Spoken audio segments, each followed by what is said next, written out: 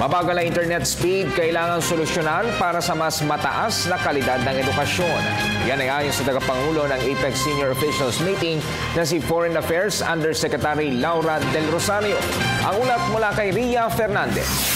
Paulit-ulit na sinasabi ng mga nakatatanda na ang edukasyon ng susi sa magandang kinabukasan.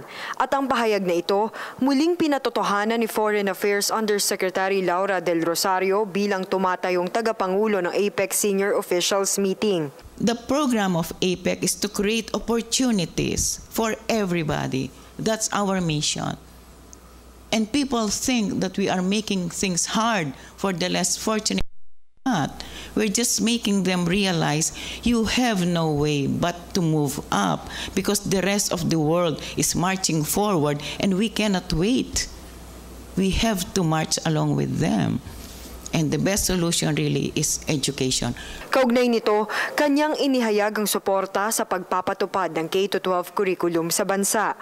Yeah, that's For a good me, idea. K-12 is good. In some economies, like in the US, they already have K-14. How far do you want us to be from the rest of the world?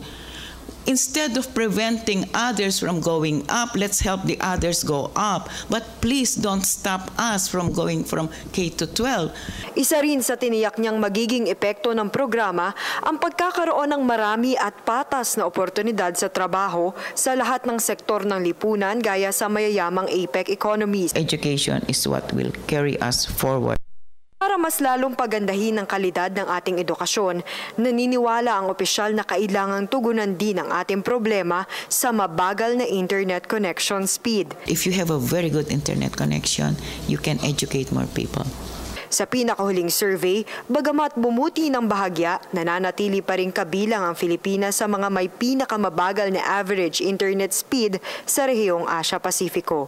Para sa Telebisyon ng Bayan, Ria Fernandez, Cebu City.